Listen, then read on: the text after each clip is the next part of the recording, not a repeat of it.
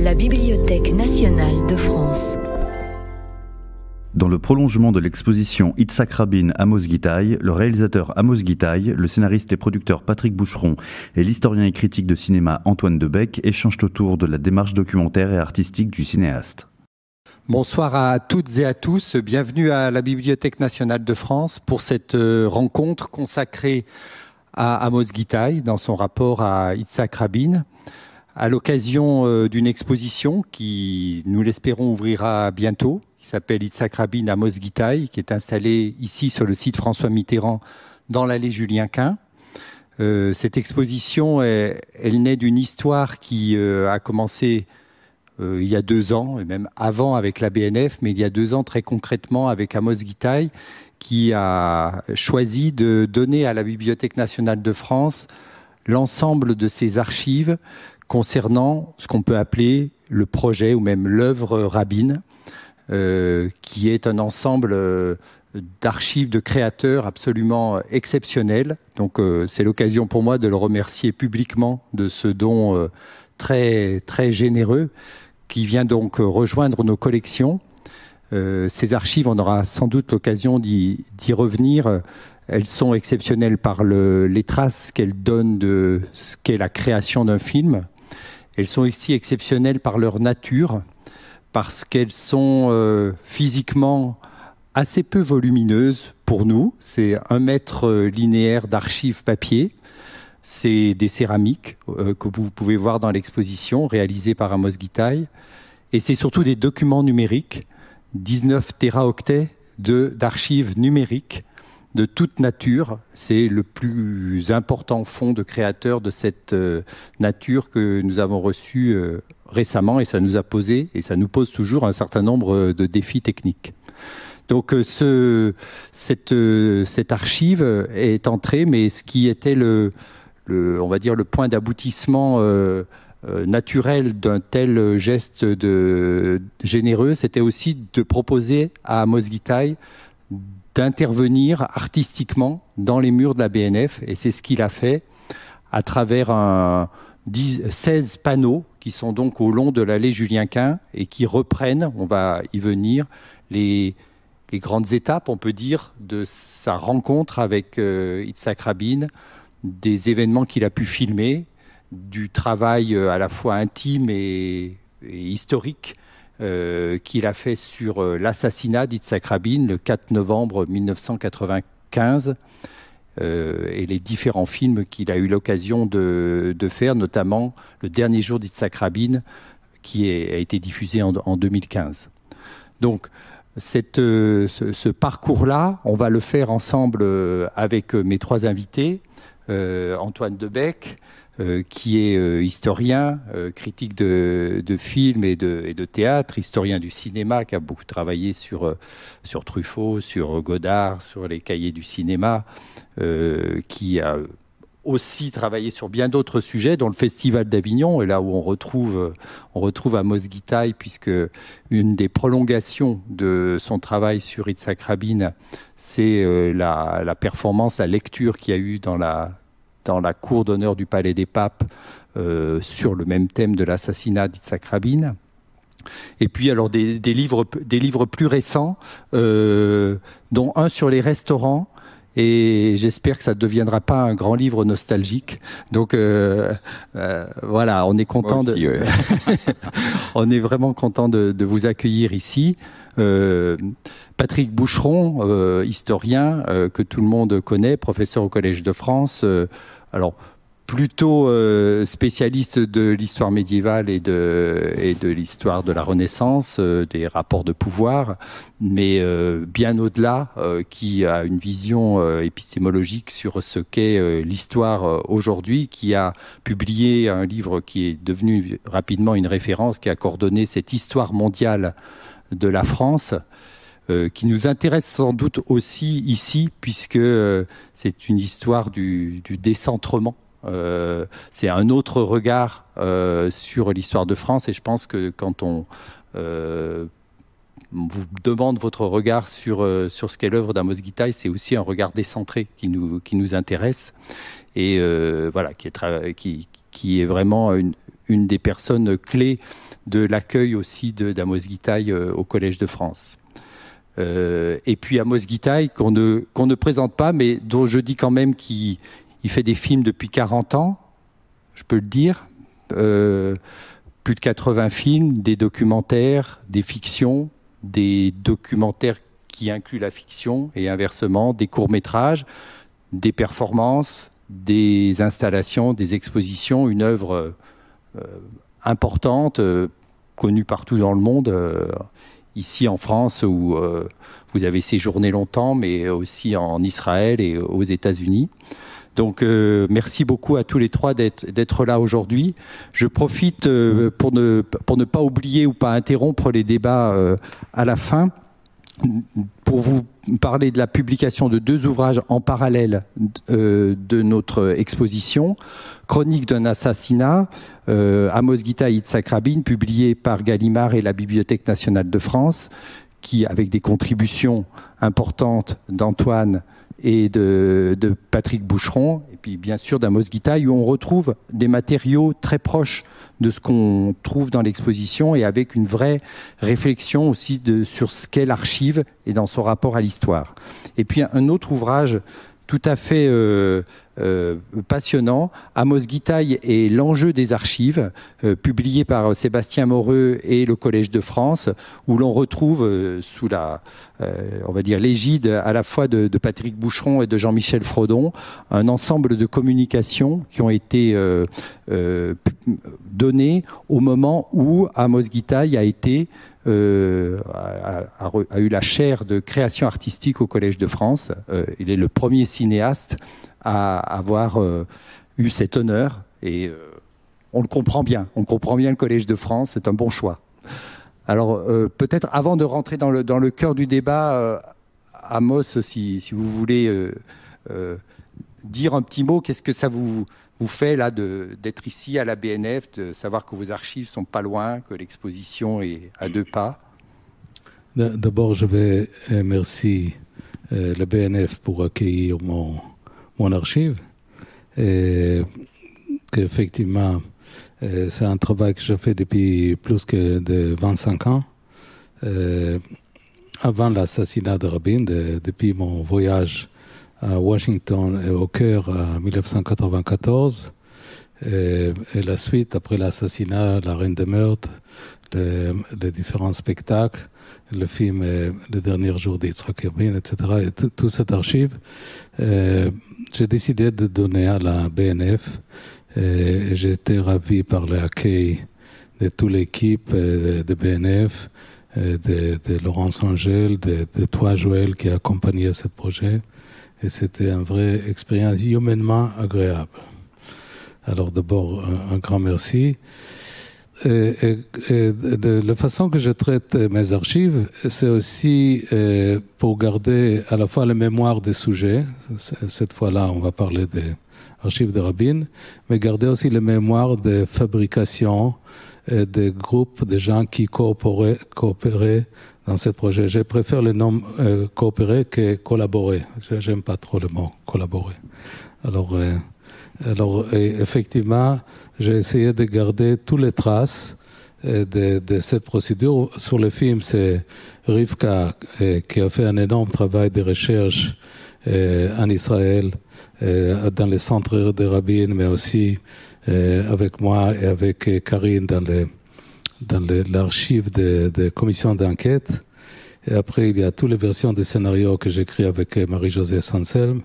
Et après, il y a les tournages que je fais avec toute l'équipe de cinéma. C'est-à-dire qu'on peut suivre à la fois les sujets, et même aussi, mais en même temps, les procédures de fabrication d'objets. C'est-à-dire comment le cinéma ou le théâtre ou l'expo peut regarder un événement qui est dans le domaine public. Comment il ne faut pas retirer strictement dans l'expérience intimiste que le cinéma est fait plus et plus, mais aussi des fois faire un challenge, d'aller regarder des événements pour essayer de, pas seulement de garder la mémoire, mais même faire d'une façon modeste une proposition de lecture d'événements. Et cette résonance de lecture, des fois, elle rayon au-delà de cette objets de cinéma ou de théâtre ou de livres ou d'expositions. Alors, c'est toujours une histoire de traces. Et après, les traces, j'imagine, intéressent des grands historiens comme Patrick, comme Antoine. Et là, ils ont le problème parce que les collectionneurs de traces et les fabricants de traces, il existe. Des fois, c'est mieux qu'il n'existe pas. Alors, vous êtes beaucoup plus libre de faire le travail d'interprétation. Mais là, on peut effectivement dialoguer et interpréter ensemble cette démarche. Donc, sur ce que sont les archives d'Amos Gitaï, peut-être qu'on peut rappeler qu'elles sont dispersées, que vous avez déposé des archives à la BNF, mais qu'il y en a aussi à Jérusalem, qu'il y en a à la Cinémathèque française, qu'il y en a à Stanford. Alors peut-être la question à Patrick Boucheron, qu'est-ce que cette dispersion des archives, c'est pas tellement une culture, je dirais, française ou occidentale, d'aller de pas mettre tous ses œufs dans le même panier. Qu'est-ce que ça vous a inspiré comme enjeu? Justement, ça déjoue le lieu dans lequel on parle, qui est le lieu par définition, la Bibliothèque nationale de France, d'une centralisation, d'une concentration du trésor, en somme, des rois de France d'abord, de la nation ensuite. Évidemment, cette conception diasporique des archives, d'abord elle nous honore, puisque au fond la part la plus numérique des archives ne va pas à la Silicon Valley, ne va pas à Stanford, mais va à Paris. Et puis au-delà, effectivement, moi ce qui m'a beaucoup frappé dans ce geste, c'est qu'il donne tout son sens, toute sa puissance à ce mot un peu terne et inerte de dépôt. Un dépôt, c'est dans le langage des historiennes et des historiens, dans notre sociolecte, voilà un fond. Mais peut-être que ça désigne aussi pour n'importe qui une sorte de déposition sédimentaire de quelque chose qui s'arrête dans le cours, en fait, quand un sédiment, lorsqu'un cours, le cours d'une rivière, s'accumule, ça dit quelque chose de cet imaginaire de l'archive comme lettre morte, en somme, comme cendre refroidie d'un feu. Du feu de la création. Alors les archives de la création, ça serait quand c'est fini. Bon. Et puis là, effectivement, Amos vient de le dire, c'est pas fini. Il est toujours là. Et puis il est au sommet de sa puissance. Et donc, dépôt désigne deux choses. Désigne à la fois un don. Et effectivement, il faut d'abord l'en remercier et puis tâcher d'en être digne, et puis aussi un abandon. Vous m'avez présenté comme un historien du pouvoir. Effectivement, déposer le pouvoir, ça veut dire le laisser là. Et donc il y a une forme à la fois assez impressionnante, parce que voilà, c'est quand même on va en parler, Antoine va en parler peut-être, ou toi, c'est énorme, c'est monumental comme entreprise, et en même temps c'est une entreprise à venir. Et pour terminer sur cette métaphore sédimentaire, on comprend très bien que voilà, si l'archive est un dépôt, c'est comme une énergie fossile. C'est-à-dire que ça ne demande au fond qu'à être réactivé. Ça ne demande qu'à, d'une certaine manière, réarmer ou réamorcer une capacité proprement explosive d'histoire. Voilà. Et c'est ça qui me frappe beaucoup et qui me touche même. Antoine? Oui, je pense que Patrick dit des choses très importantes sur les archives et sur le fond Rabin déposé par Amos Gitaï. Il me semble que effectivement c'est une archive qui qui est à la fois déposé, abandonné, mais pas vraiment en fait, parce que Amos Gitaï est quelqu'un qui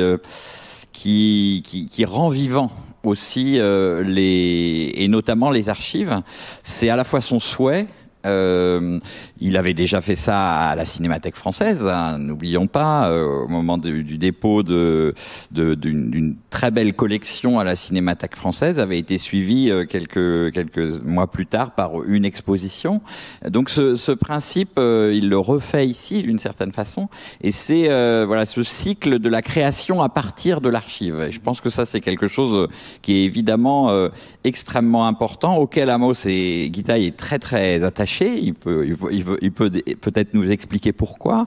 Il peut aussi d'ailleurs peut-être nous expliquer pourquoi il y a ce côté diasporique comme ça dans les dépôts d'archives. C'est quelque chose qui est effectivement original et qui c'est pas simplement mettre ses œufs ne pas mettre ses œufs dans le même panier. Je pense qu'il y a aussi une sorte de dynamique à l'intérieur de ce choix de séparer des fonds d'archives, et puis la séparation est très travaillée. Elle prend un sens. Et elle est un lien. En réalité, il nous oblige, nous, Bibliothèque nationale de France, mais aussi la Bibliothèque nationale de Jérusalem ou la Bibliothèque de l'Université de Stanford, à travailler ensemble. Donc en réalité, c'est une obligation à créer des liens.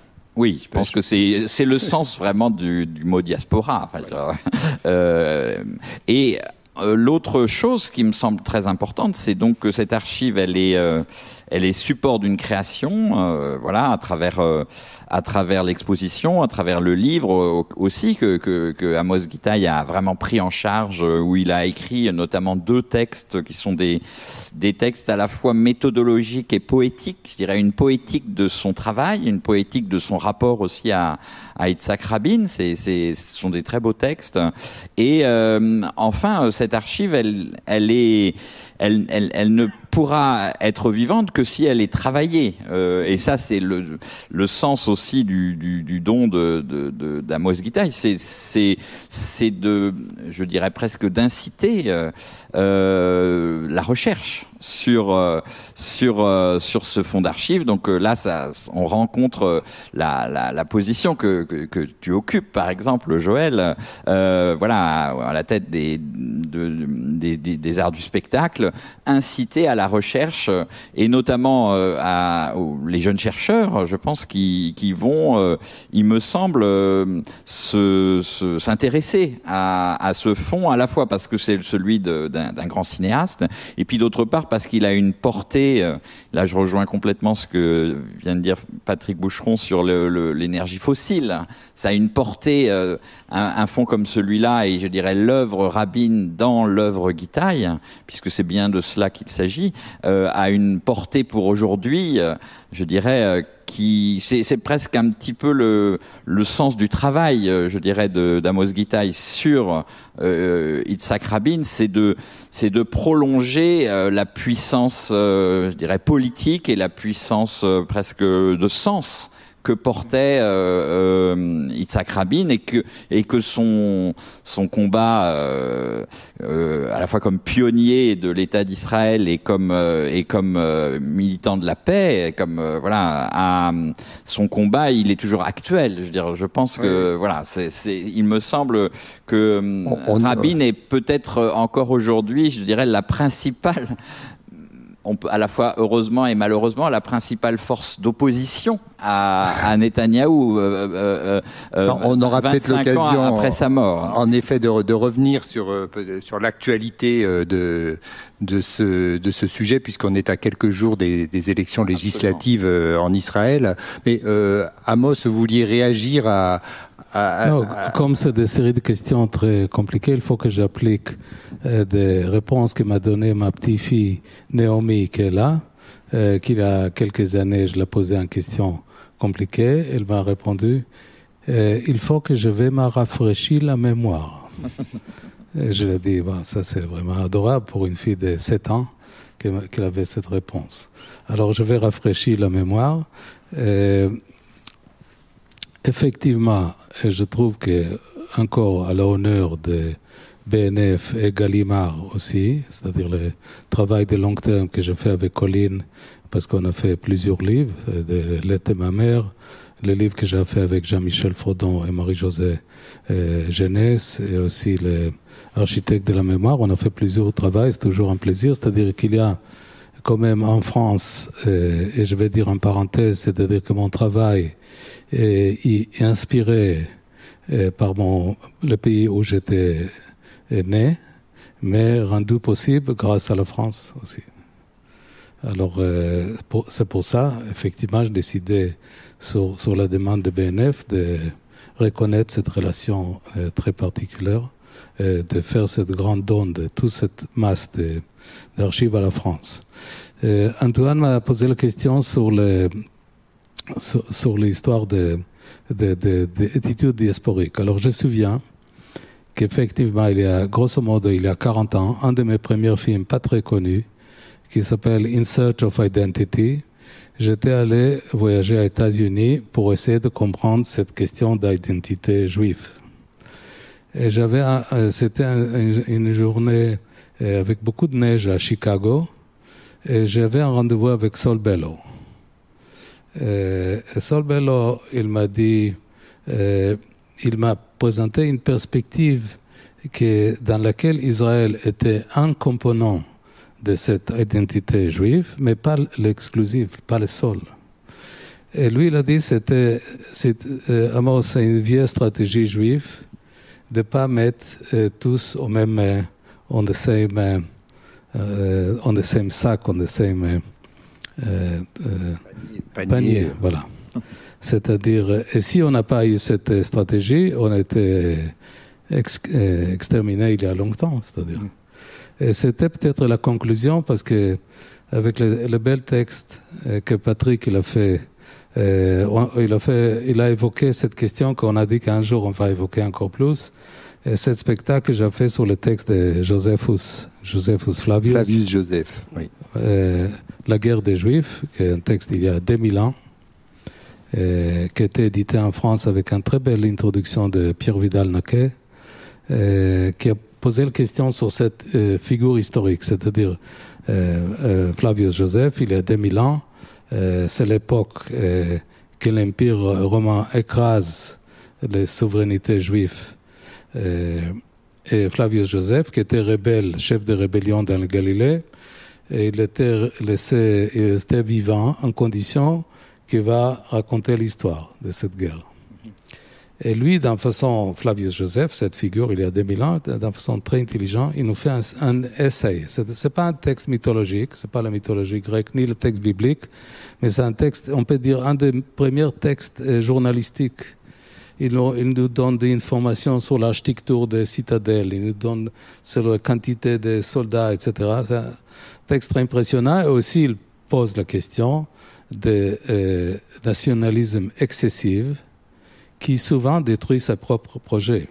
Mm-hmm. Et c'est aussi l'histoire récente d'Europe. On a vu avec Yougoslavie, c'est-à-dire que dès qu'il y a quelqu'un avec un nationalisme excessif qui écarte l'existence de l'autre, prend le pouvoir, il détruit son propre projet, sa propre identité. Et moi, j'ai décidé de faire la mise en scène de ce texte. D'abord, une version au début des années 90 avec Samuel Fuller, Hanna Schigula et les deux fils de Stockhausen pour la musique. Et plus récemment, en 2009, c'était l'ouverture d'Avignon avec Jean Moreau, qui était Flavius Joseph. Alors, pour répondre d'une façon un peu circulaire à ta question, Antoine, c'est-à-dire, avec l'éclatement de cette souveraineté, il y a 2000 ans, la dispersion, l'exil des Juifs, les diaspora, a fait des choses à la fois. Il a créé énormément de souffrances, de discrimination par l'Église, par tous les pays où ils sont résidés, qui sont avec les décrets des papes, la création du ghetto de Venise en 1516, qui était un sujet de mon doctorat d'architecture à Berkeley. C'est-à-dire que les Juifs étaient interdits d'être propriétaires de la terre. Alors ils ont été poussés strictement d'être money lenders et plus tard intellectuel, d'ailleurs grâce à Napoléon, qui a cassé les murs des ghettos, qui l'inspiration des Juifs et la fin des numerus clausus aux universités, c'est grâce à cette victoire de Napoléon dans tous les pays. Alors, il y a à la fois, ils ont compris que attachement au territoire, et c'est un double enjeu. À la fois, il y a une chose qui protège cette corps politique, mais aussi ça amène des attitudes provinciales, des fois trop nationalistes, et je reviens à cette question d'Antoine. Alors, j'ai décidé, d'abord, j'ai fait cette expérimentation, pas sur mon travail, moi, j'ai mon père qui était architecte de Bauhaus, qui était chassé dans l'époque de Goebbels et de Hitler, qui était battu et chassé. Il a laissé beaucoup de traces de papier. Mon père est décédé il y a 50 ans, en 1970. Et j'étais confronté avec cette masse de papier. Et j'ai décidé de refuser l'attitude exclusive de mettre tout, par exemple, dans l'archive israélien. Et j'ai donné une belle collection à la Pompidou, à MoMA, et je vais continuer de faire cette diffusion. Parce que je trouve qu'à l'archive, dans le sens que Patrick il a parlé aussi, c'est une proposition. C'est une proposition avec d'autres cultures, pas seulement avec ma culture de naissance, pas strictement avec les références des langues et des cultures de ma naissance. Et j'aime beaucoup les choses que Keren, ma fille, qu'elle a participé hier sur une conférence sur Spinoza, elle a posé cette même question, c'est-à-dire les questions de comment on peut voir un rapport de rébellion vis-à-vis sa propre culture, sans oublier ta propre culture, mais chercher aussi des composants universels et pas ethnocentriques. Alors, tout ça, c'est bien de dire conceptuellement, mais ça implique aussi dans le sens pragmatique, que je donne comme un geste volontaire à la France toute cette grande archive sur l'assassinat de Rabin. Aussi, on peut dire, parce que comme Antoine a mentionné, on parle d'histoire brûlante. On est aujourd'hui vendredi. Mardi prochain, c'est une élection israélienne à nouveau. C'est pas le Messie Netanyahou qui avait un part de cette fin d'histoire d'époque Rabin. Il est toujours très présent sur la scène politique israélienne.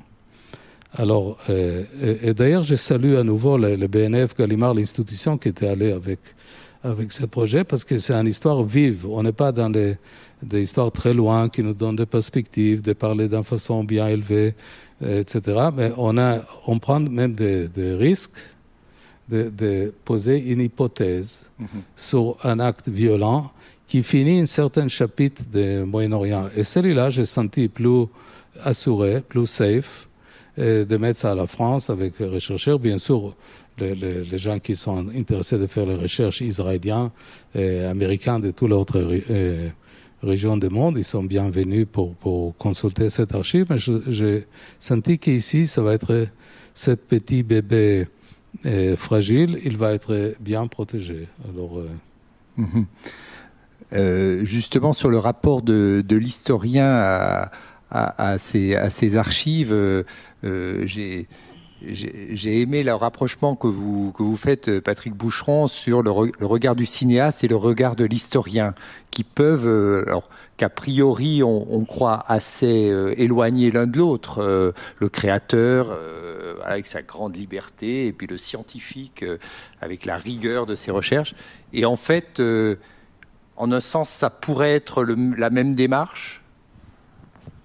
Oui, parce que c'est un art du montage, bien sûr, mais ça, Antoine pourrait le dire bien mieux que moi. C'est un art du montage, un art du point de vue, une morale aussi, d'où on se situe pour regarder cet objet chaud, comme tu le dis, qui nous engage, qui nous oblige aussi, puisque maintenant, effectivement, il est là, et on doit être à la hauteur de ce qu'il promet, mais aussi de ce qu'il réclame politiquement. Parce que c'est effectivement un dossier, l'œuvre Rabin, qui je veux pas dire réclame vengeance ou réparation, mais justice.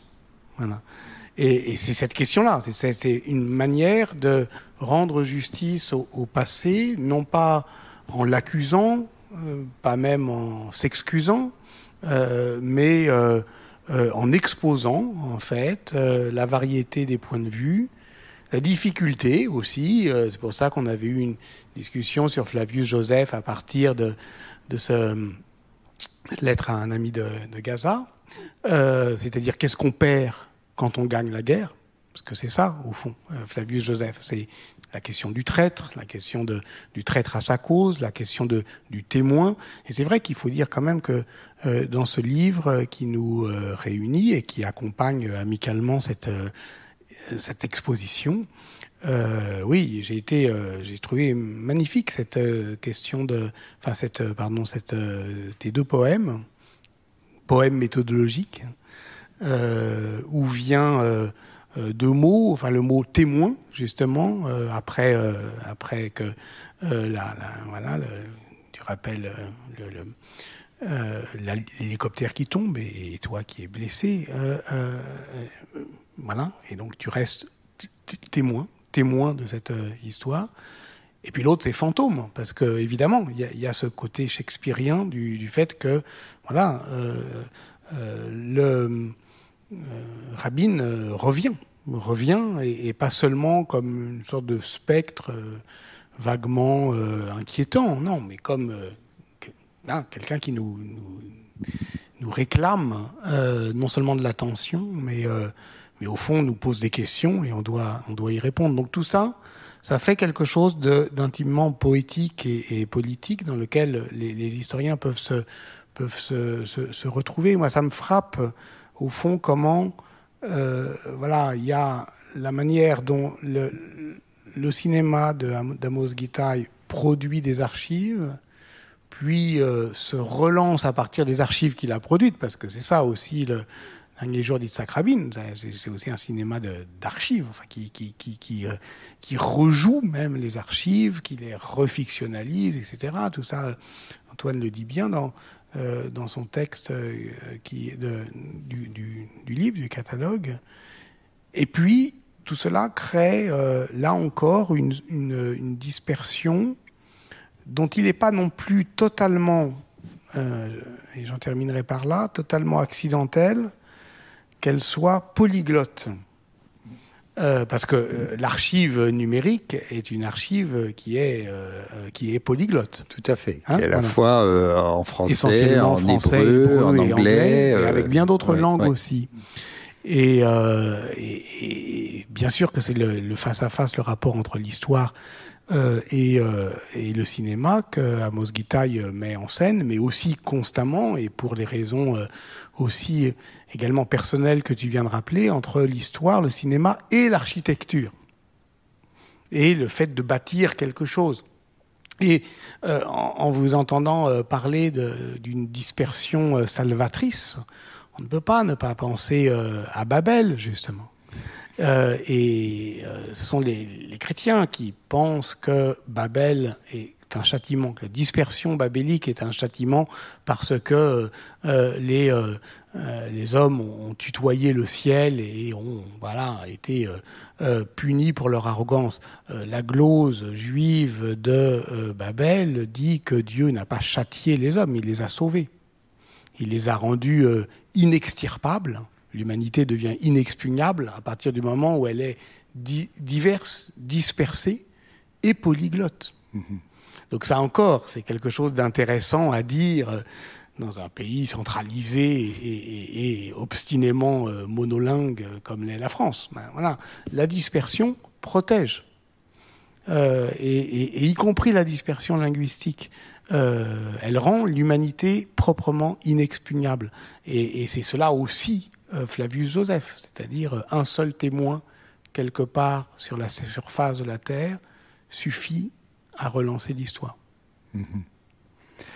Et alors, quand on est historien du cinéma, ça doit être assez vertigineux de voir justement cette diversité d'archives, comme vous le dites, ces différents statuts d'images, puisqu'on a à la fois des images qui sont tirées des archives de télévision, des images qui sont celles de l'interrogatoire d'Yigal Amir, qui peuvent être des images de fiction. Tout ça en nombre très... les rushs, les auditions, tout ça en très grand nombre. Comment on arrive à faire une génétique du cinéma, son chemin d'historien dans une telle archive ?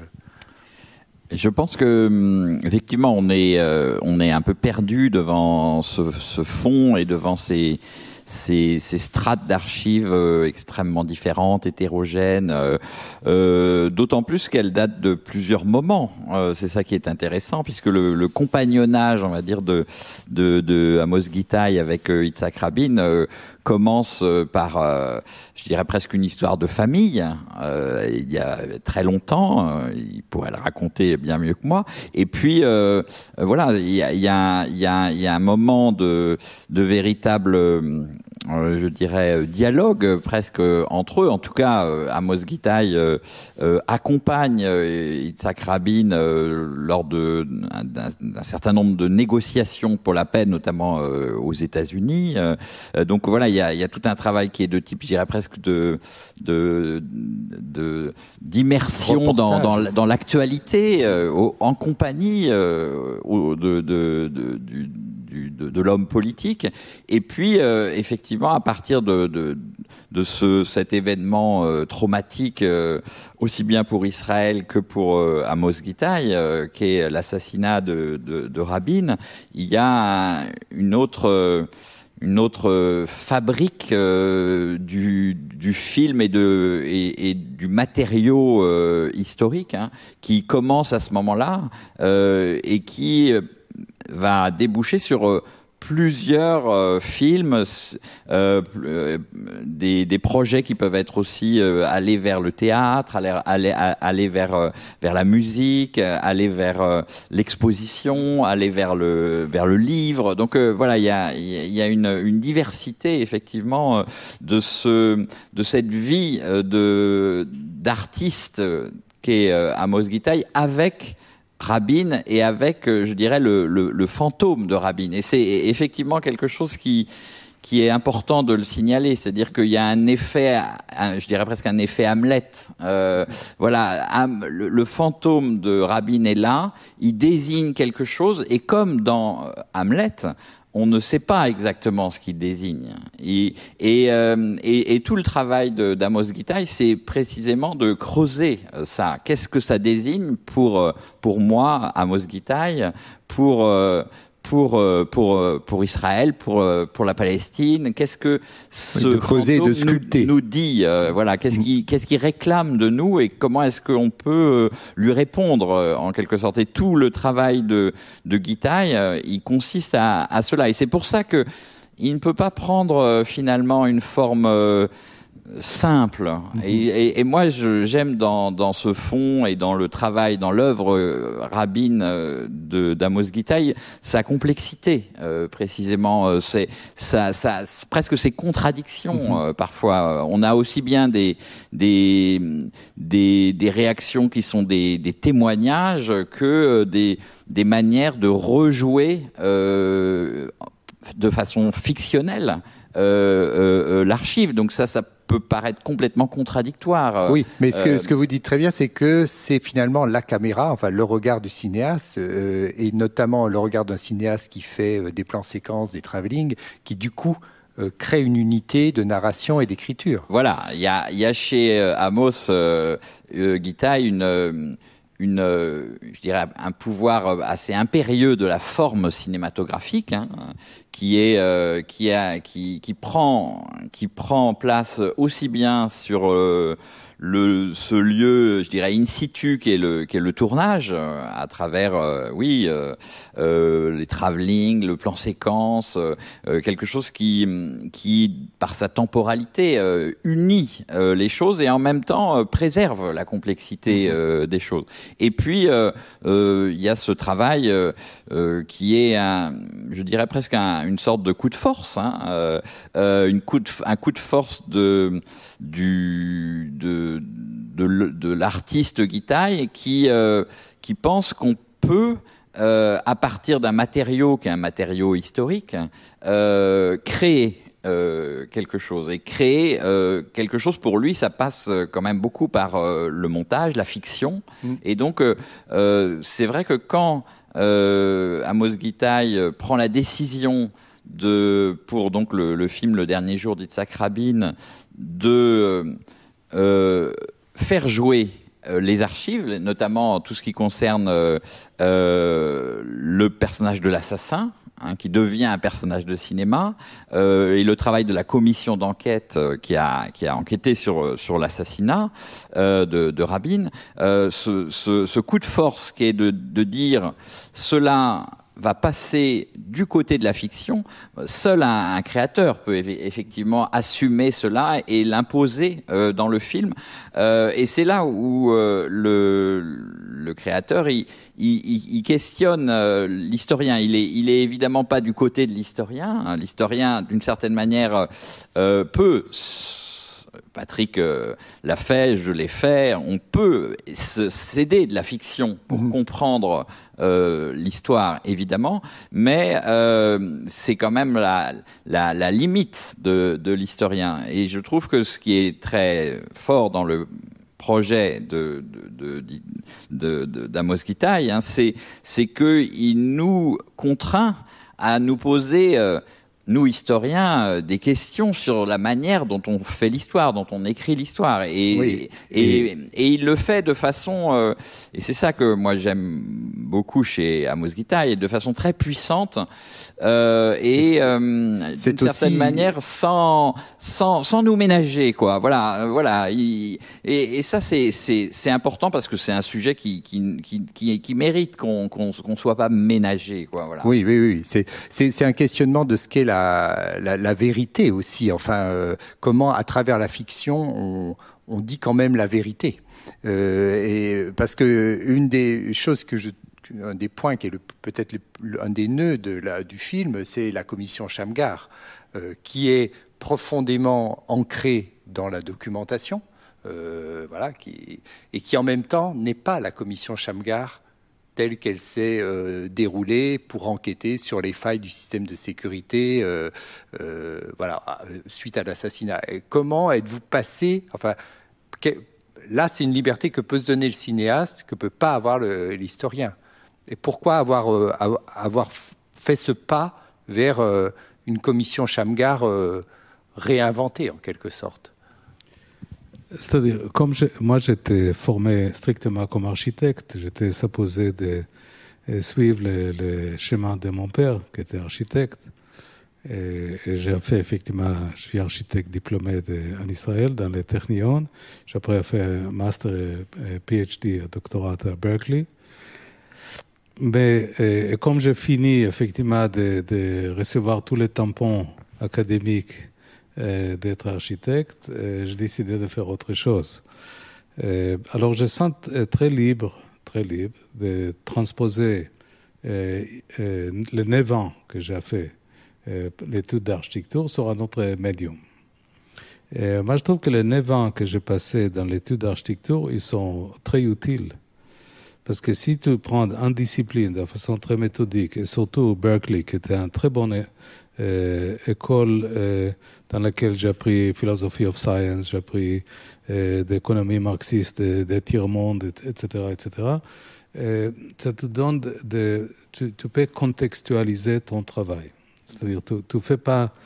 Parce que des fois, les choses que je trouve en cinéma, ça devient trop un guild cool, qui est auto-célébrative, tu vois. Il faut que le cinéma, qu'un médium formidable par les sons, par l'image, par les mouvements, par être par lui-même l'édifice le plus clair de Walter Benjamin, c'est-à-dire les reproductions d'images, et les sons, et les mouvements, et les gestes humains, et les discours, etc.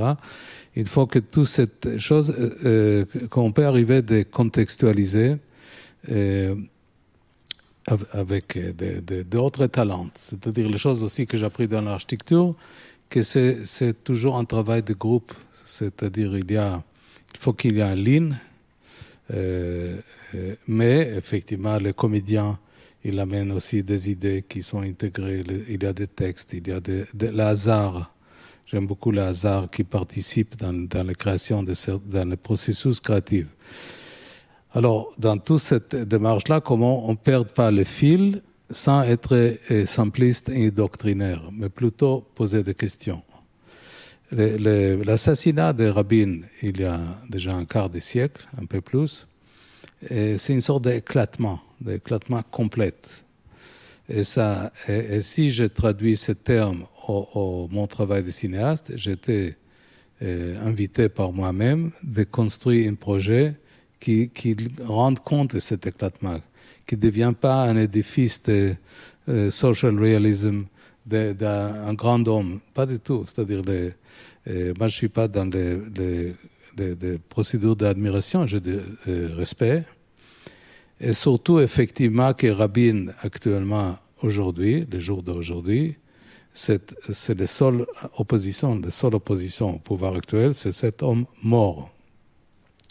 Et je posais la question pourquoi? Parce que Rabin, à sa façon, il comprend que s'il veut arriver à un autre modus vivendi du Moyen-Orient, il faut que l'autre existe, simplement. Il faut que les Palestiniens existent, qui sont un paramètre, un élément qu'il faut rendre compte de leurs besoins, que leurs désirs, que leur attachement à cette même terre que nous, les Israéliens. Et ça ne peut pas être viré strictement par un rapport de force, la haute technologie, et la start-up nation, et qu'on a le plus grand du monde, qu'on arrive de vacciner le plus rapidement. Tout ça, pourquoi pas? C'est de vrais achievements, c'est de vrais réussites. Mais il faut que l'autre existe pour qu'on ne répète pas l'erreur qui était fait par l'Europe après la Première Guerre mondiale, que la France, avec une arrogance, a humilié l'Allemand, et le résultat, c'est Hitler. C'est-à-dire, il faut qu'il y a... L'Europe, elle a pris la leçon qui a coûté des dizaines de millions de personnes, qu'il faut créer un modus vivendi qui intègre l'intérêt de l'autre partie. C'est-à-dire, Rabin, il est contre le concept unilatéral de la politique israélienne, qu'on fait tout par la force, par des grandes stratégies manipulatives de Washington, etc., par mouvement de vote quelque part, etc., les lobbies, etc. Ils comprennent qu'il faut attaquer face à face le problème le plus délicat et le plus complexe, même s'il n'y a aucun angélisme chez personne, parce que ni les Israéliens ni les Palestiniens ils ne sont pas angéliques, mais il faut confronter à cette question et essayer de la résoudre. Alors, l'assassinat de Rabin, c'est un éclatement de ce concept. Et là, on est toujours dans cette démarche qu'Israël n'est pas unique, il y a d'autres pays, qu'il y a une émergence de structures autoritaires, d'un leader autoritaire, que le travail de l'art, du cinéma, de l'histoire, c'est de ne pas laisser prendre le pouvoir par les lectures révisionnistes. Mm-hmm. Et actuellement, je crois qu'avec cet esprit très victorieux de mes chers compatriotes, il y a cette démarche révisionniste de réécrire toute l'histoire de A à Z. Alors, dans quelque façon, comme Patrick l'a dit, je suis témoin parce que j'étais dans cet hélicoptère qui a été touché par un missile syrien le jour de mon anniversaire en 1973, et par le hasard, absolument le hasard, parce que j'étais assis pas très loin d'Antoine, derrière mon copilote qui était décapité. Lui, il n'est pas là, et moi, je suis là. Alors, peut-être, sans être mystique, mon rôle, c'est d'essayer de poser des questions et raconter l'histoire. Et c'est ça que j'essaie de faire chaque fois dans notre film. Et je suis très reconnaissant des gens qui m'aident à faire le film, parce que le film que je fais, c'est toujours... vraiment, je trouve que c'est un privilège. J'ai une sorte... Je peux flotter comme ça, et je trouve des fois des sujets qui m'intéressent. Que j'ai la liberté de faire un film ou de faire une pièce de théâtre. Là, récemment, on a parlé même à Paris ici d'autres questions, des discours entre Thomas Mann et Hermann Hesse, dans laquelle Hermann Hesse recommande à Thomas Mann de pas être vocal sur les questions de politique, de rester un grand écrivain. Et Thomas Mann comprend les conséquences, il prend une position. Alors, c'est vraiment, j'aime bien essayer de toucher des fois, comme on touche, et surtout, des fois, ça irrite aussi les choses, je suis conscient, comme tu touches une sorte de nerf exposé, mais il faut poser la question. Et cette archive que j'ai donnée à la BNF, c'est une invitation aussi pour les gens de poser d'autres questions. Mm-hmm. L'allusion au spectacle avec les textes d'Hermann Hesse me permet d'abord, ce spectacle s'appelle Exil intérieur et il a été donné en septembre dernier dans cette fenêtre où on a pu aller retourner au spectacle. On était vraiment très heureux et un des partenaires que je n'aurais pas dû oublier de ce moment à Mosgita Yitzhak Rabin, c'est aussi le Théâtre de la Ville. Mais une difficulté de ta position de témoin, comme le souligne Patrick Boucheron dans le livre, c'est que ce témoin, dans cette histoire israélo-palestinienne, il est aussi dans le camp des vainqueurs. Et que ça pose une question un peu inconfortable. Est-ce qu'on peut faire ce travail quand on est malgré tout dans le camp des vainqueurs? Je ne sais pas si, Patrick, vous voulez expliciter peut-être ce que vous... Moi, je trouve qu'il faut. D'ailleurs, aussi, par un geste d'amitié aux vainqueurs aussi. C'est-à-dire, je dis souvent que le plus grand hommage qu'un artiste ou un écrivain ou un historien peut faire à son patrie, c'est d'être critique. Et dans ce sens, comme Patrick l'a fait référence de Babel, j'ai beaucoup aimé ton lecture. On a de très bels textes de Scholem et de Buber sur la question de Babel, c'est-à-dire l'Ancien Testament, il est un texte critique. C'est pas un texte de relations publiques, c'est un texte critique. L'Ancien Testament, il nous écrit que David, le roi le plus célèbre, était considéré comme quelqu'un immoral. Parce que comme il a désiré Bethsabée, il a envoyé son mari d'être tué à la guerre. Et le prophète Nathan vient vers lui, il a dit, c'est toi l'homme qui est immoral. Alors il y a une sorte de proposition, aller critiquer le pouvoir. C'est-à-dire dans cette démarche-là, je trouve qu'il est essentiel dans toute cette tradition, dans le DNA, dans le ADN de cette culture, de dire, et je crois qu'on ne peut pas réfléchir, ni Einstein, ni Freud, et tous ces grands savants, sans cette attitude, va aller critiquer le pouvoir. C'est un geste nécessaire qui est inscrit dans les textes bibliques, c'est-à-dire depuis le départ. Et les gens qui croient que la Bible, c'est strictement les bougies de Shabbat, ils ont tort. C'est un grand texte critique qui amène effectivement à Spinoza après plus tard, etc. Mais c'est déjà dans le texte d'origine. Il y a toujours ce respect aux rebelles qui posent les questions nécessaires pour que l'existence humaine va continuer. C'est-à-dire qu'il ne faut pas laisser la corruption, l'arrogance, etc. À continuer. Alors je trouve que c'est-à-dire, pour revenir à cette question moi je dis souvent qu'il y a une sorte de masse, comme Antoine il a dit, d'histoire, c'est-à-dire qui existe dans le domaine public, c'est-à-dire l'assassinat de Rabin, c'est un événement public, c'est pas Amos Gitaï qui a inventé, ça existait avant son intervention. Et d'ailleurs, chez vous, il y a ce travail de recherche qui régisse simplement les éléments qui ont été les éléments de base, qui étaient les tissus dans lesquels je peux sculpter un point de vue. De toute façon, tout l'œuvre d'art, il a besoin d'un point de vue. On ne peut pas faire un film si on n'a pas de point de vue. Sinon, on fait un truc, disons, équilibré, etc. Mais il ne présente pas un point de vue. Je répète, pas un point de vue démagogique ou doctrinaire ou hermétique, mais un point de vue qui propose une question. Moi, par exemple, comme j'ai fait le film Kippour, j'ai décidé depuis le départ que je ne veux pas que la caméra quitte le visage des soldats. Je ne veux pas qu'on reste dans les descriptifs des zones de la guerre. C'est-à-dire qu'il faut que le visage humain existe, il est tout le temps dans notre point de vue. Et comme je travaille sur l'archive Rabin, effectivement, ce sens d'éclatement permanent dans la réalité qui d'ailleurs produit, mais crée cette sorte d'esprit que d'ailleurs certains citoyens israéliens sentent même aujourd'hui, c'est qu'il y a une perte de repères.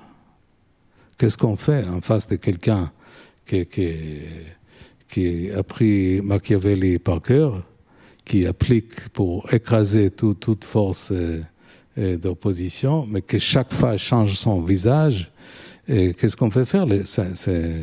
C'est très inquiétant, c'est créer une sorte de paranoïa et d'angoisse collective dans laquelle qui existe aussi dans la Russie, dans d'autres situations, etc. C'est-à-dire, et comment un film, il peut partager avec nous cette sens de sentiment, parce que finalement, les choses que le cinéma, qu'un élément très, très important dans tous les films, c'est une sorte de mood. C'est une sorte de state of mind, c'est une sorte d'esprit. C'est-à-dire que si on arrive de construire cette chose qui a un terme très glissant, d'un certain sens, une certaine mood, et cette mood-là, il va rester dans notre cerveau, même quand la projection est terminée ou le spectacle est terminé, il y a une sorte de sentiment intuitif comme ça, glissant. Et ça, c'est toujours chez vous maintenant stocké quelques ingrédients de mood, malgré, comme Joël, toi et des autres m'ont demandé, mais Amos, essayer de faire la reconstitution. À quel moment ça arrivait que tu arrivais de faire cette plan ou que je t'ai dit deux fois, ou j'ai dit à mon équipe, et Laurent, il m'a dit deux fois, est-ce que tu as mal dormi? La réponse est oui, j'ai mal dormi. Alors j'avais cette idée de faire un plan, qui est le plan d'ouverture, dans lequel les caméras commencent sur les toits des buildings, elles descendent, elles rentrent dans la voiture, elles partent avec la voiture pour créer une sorte de bloc temporel non interrompu, une sorte de continuité, d'unité temporelle, et qui nous donne un certain sens d'urgence de cette situation. Après, c'est vrai que dans le cinéma, c'est très bien de rêver à ce plan, mais après, il faut faire. Mm-hmm. Alors, il fallait que Laurent, il va être assis sur les grues. Il faut que les grues descendent. Il faut qu'il y ait Eric Gauthier, le directeur de photo, qui prend la caméra. Lui, il rentre dans la voiture. Il y a une deuxième équipe de son qui va être dans le bagage de la voiture pour enregistrer les derniers souffles de Rabin après qu'il était touché, etc. C'est-à-dire que la chose que j'aime beaucoup dans le cinéma, qui vient effectivement d'architecture, c'est l'aspect aussi matériel. C'est-à-dire, on a à la fois, il ne faut pas condenser trop l'aspect conceptuel. Mm-hmm. C'est-à-dire, il faut qu'on passe un moment agréable avec les questions d'écriture des scénarios, les différentes versions, etc. Mais à un moment donné, ça rentre dans les domaines matériels, technologiques, même économiques du film. Qu'est-ce qu'on peut faire, qu'est-ce qu'on ne peut pas faire, etc. Et les questions de son. Il y a tellement des éléments que même si vous avez maintenant tous les archives, on peut pas refaire le film. Voilà. Et peut-être, heureusement. On peut peut-être en faire un autre, je ne sais pas. Voilà. Antoine, Oui, je voulais rebondir sur cette position de vainqueur qui me semble être aussi une des conditions de possibilité, je dirais, de la contradiction critique. C'est parce qu'on est vainqueur qu'on peut et ça tout à l'honneur du vainqueur, avoir cette contradiction critique qui amène le vainqueur à discuter avec l'autre, avec celui qui l'a vaincu. Et oublions pas que c'était exactement la position de Rabin. Hein, Rabin est un vainqueur. Il incarne même, je dirais, une sorte de modèle d'Israël vainqueur. C'est à la fois un pionnier de l'État d'Israël, c'est le vainqueur de la guerre des 6 jours en 67. Et donc, d'une certaine façon, seul un vainqueur comme lui pouvait apporter cette contradiction critique qui l'amène à discuter avec celui qui l'a vaincu.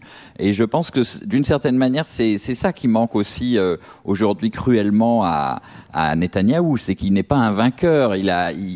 C'est un magouilleur, si on veut. C'est quelqu'un c'est un chef d'entreprise, mais il incarne pas comme ça la nation israélienne, et il n'a pas l'autorité de pouvoir proposer cette contradiction critique. C'est impossible.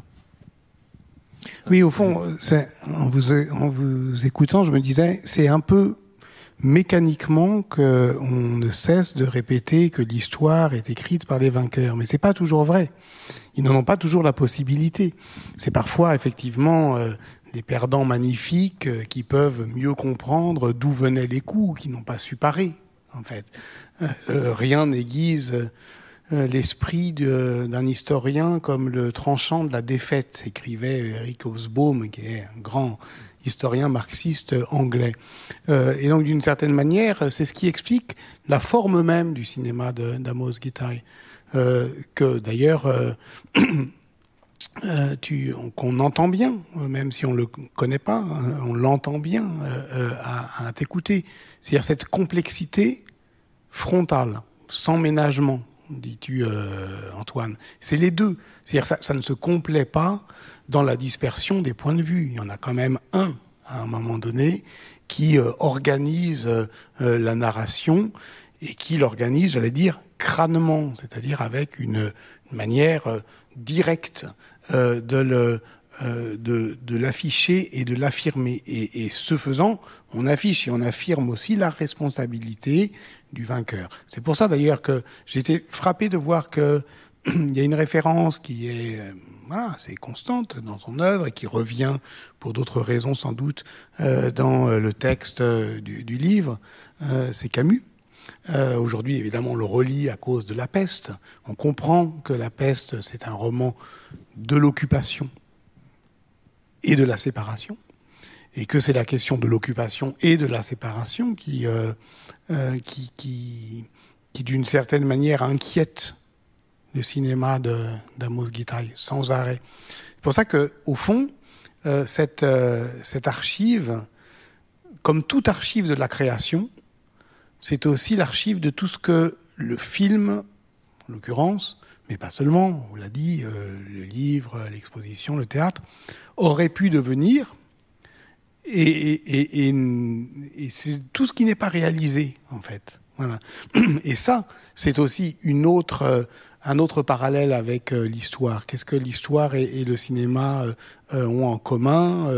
L'archive, la trace, le point de vue, le témoin, mais aussi le fait qu'aujourd'hui, les historiens comme les artistes sont convaincus que chroniquer le temps, c'est aussi faire l'histoire de ce qui n'est pas advenu, des promesses non tenues. Et que, évidemment, c'est la question explosive que pose le fantôme de Rabin au présent. Et si je n'avais pas été assassiné, est-ce que la paix aurait eu lieu? Beaucoup en sont persuadés. Oui. Même Shimon Peres le dit. Oui, bien sûr. Oui. Mais on fait quoi avec ce futur non advenu? Aujourd'hui, on en fait quoi? Est-ce qu'on se contente de chroniquer ce qui n'a pas eu lieu?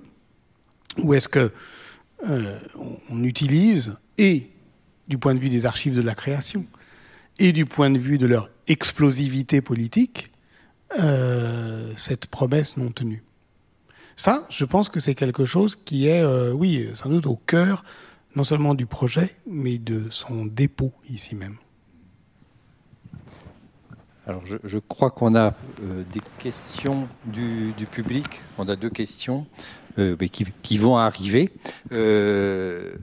Donc, effectivement, on peut dire un mot de la manière dont l'exposition s'est réalisée. J'espère que les spectateurs la verront bientôt. Elle est dans le même processus, c'est-à-dire avec un processus d'immersion dans les archives, de travail de mémoire personnelle aussi, parce que évidemment vous n'avez pas forcément besoin de vous plonger vous-même dans vos propres archives. Vous avez des archives voilà, dans la mémoire, dans votre propre mémoire. Et ensuite, par strates successives, quelque chose advient, fait de collage, fait de découpage, à plat, puis en volume. Ce processus, comment il est né et est-ce qu'il est fini, en fait? On a dit tout à l'heure avec Émilie que j'ai fait l'expo avec elle. Émilie Payot, la graphiste de l'exposition. Oui. C'est-à-dire, ça commençait comme souvent. Il y a une chose presque un peu infantile dans la façon qu'on a travaillé. Il est venu, moi j'étais pas à Paris, j'étais en Provence, parce que depuis un an, j'arrive pas de prendre l'avion, je n'ai même pas trop le désir. Et grâce à cette situation, on a des livres, un expo, et peut-être quelques idées de films, c'est-à-dire comment utiliser ce temps d'immobilité. C'est-à-dire, il faut adapter. C'est un contrant. C'est pas nous qui imposé, mais c'est un contrant.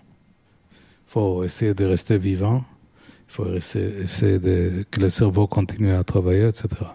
Alors, Émilie est venue me voir et on a commencé à découper des images, c'est-à-dire toujours dans cette histoire d'éclatement. Et aussi, Joël, je vous remercie à nouveau parce que le BNF était un bon partenaire qui a accompagné ce processus. Et on a un expo qui garde aussi le côté, c'est-à-dire il y a un aspect explicatif historique, j'ai envie de partager tout à l'heure, Patrick, avec toi, mais il y a aussi une chose qui communique au-delà d'aspect verbal. Après, il y a même quelques images qui ne sont pas collées parce que pour éviter que ce soit trop two-dimensional, qui construit une sorte de volume. Après, il y a quelques éléments de son qui étaient ajoutés, qui rappellent des pièces de théâtre. Il y a quelques vitrines. Et surtout, je suis très content qu'on a choisi cette grande allée de la BNF, qui a priori, j'ai compris que dans une année normale, il y a presque 1 million de personnes qui passent, parce que ça revient à un acte civique, c'est-à-dire un geste civique, c'est-à-dire de partage. C'est-à-dire, dans quelque façon, le cinéma, c'est un médium intéressant parce qu'il est à la fois pas trop précieux, tu vois. Alors cette expo qui est exposée dans le lieu de passage, elle me plaît. C'est-à-dire qu'il y a des éléments de texte, il y a des éléments de visuels, il y a des éléments sonores. Tout peut marcher vite. C'est-à-dire la grande différence entre le cinéma et la musique d'un côté et les expositions, les livres, etc. C'est-à-dire dans le cinéma, tu as une procédure obligatoire avec un rythme obligatoire de perception des choses que tu es en train de voir. C'est-à-dire le cinéma établi comme la musique. Si on écoute une symphonie, il y a un rythme établi d'ordre de thème musical. Et c'est pas à toi, les personnes qui va être l'écouteur ou les personnes qui voient le film, de modifier ça, l'expo. On peut établir notre propre rythme. On peut aller très vite, on peut ignorer, on peut être très attentif et on fait même en marche arrière. C'est un peu comme le texte écrit, c'est-à-dire on a lu trop vite le texte, il faut aller.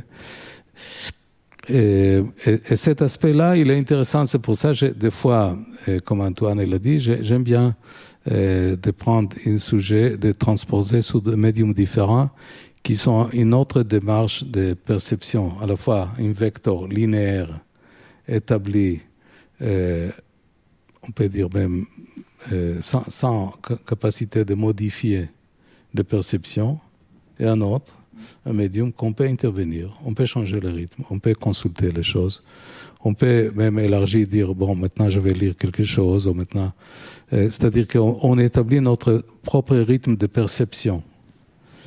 Et Et comme le Moyen-Orient, en général, c'est une région tellement complexe que même le mot Moyen-Orient est questionné par Edward Said, c'est-à-dire qu'il dit que c'est une sorte de racisme de l'Occident, parce qu'il ne faut pas appeler Moyen-Orient, parce que l'Orient, c'est vis-à-vis de l'Occident, etc. C'est-à-dire tout est mis en question.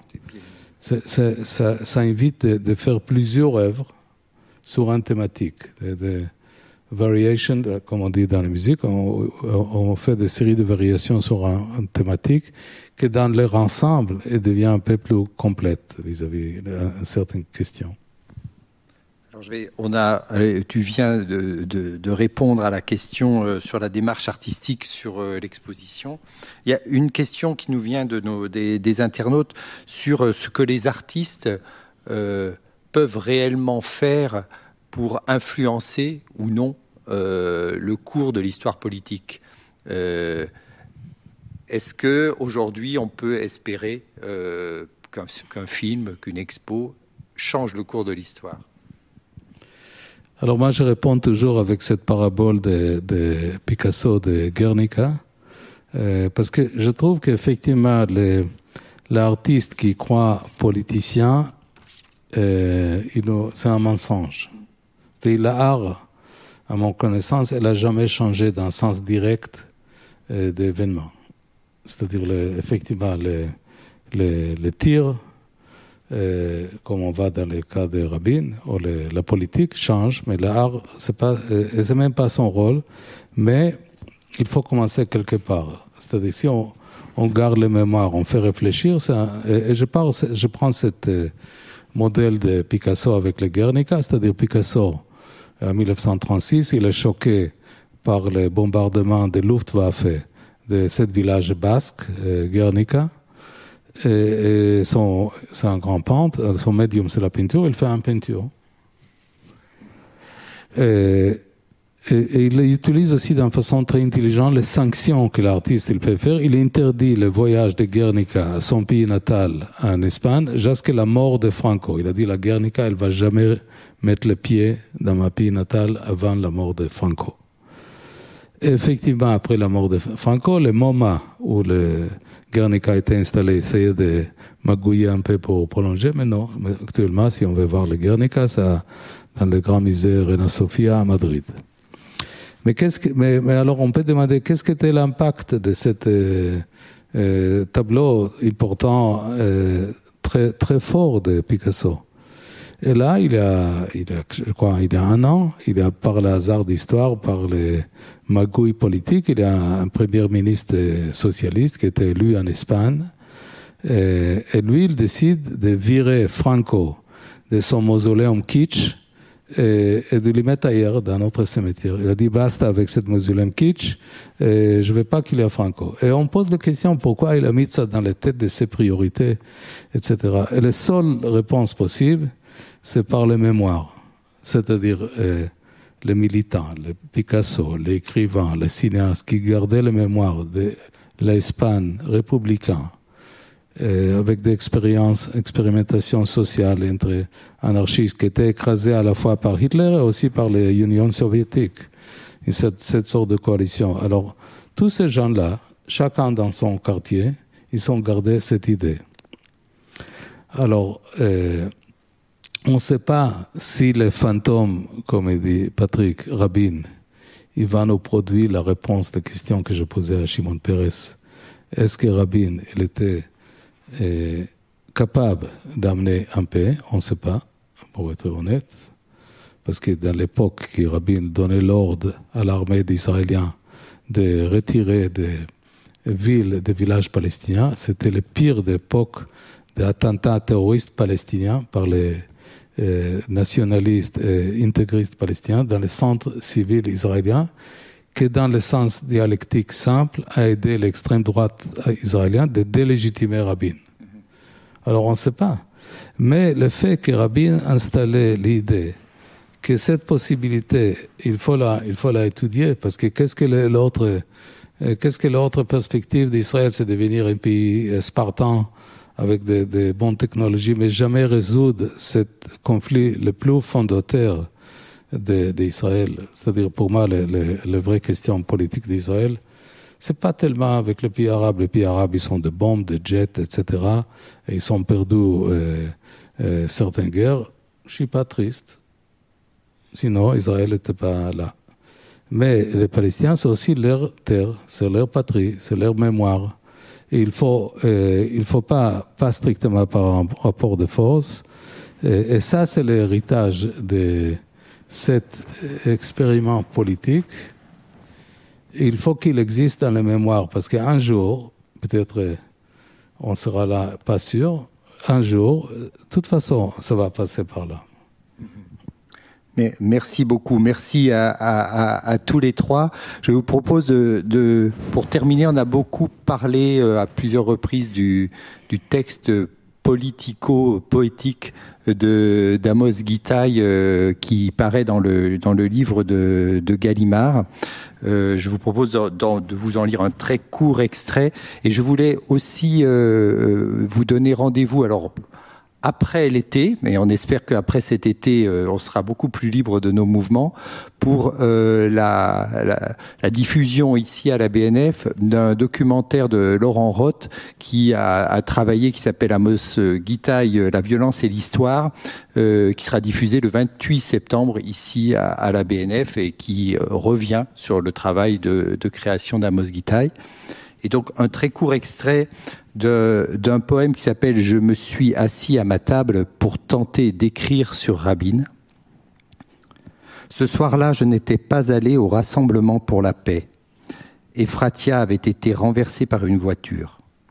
Rivka et moi étions restés auprès d'elle.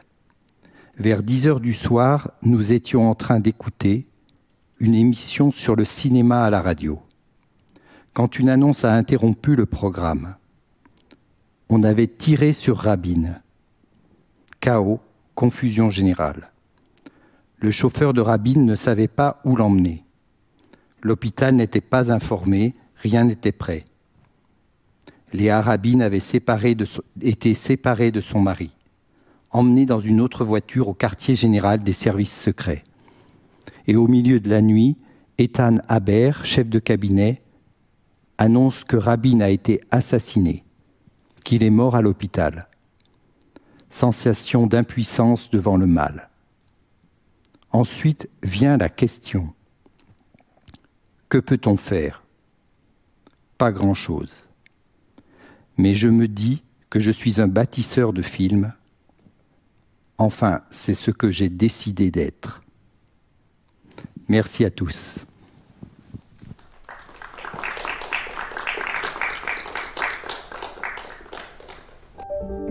Vous venez d'écouter un podcast de la Bibliothèque nationale de France. Retrouvez les conférences, rencontres et créations de la BNF sur toutes les plateformes de podcast ainsi que sur le site bnf.fr.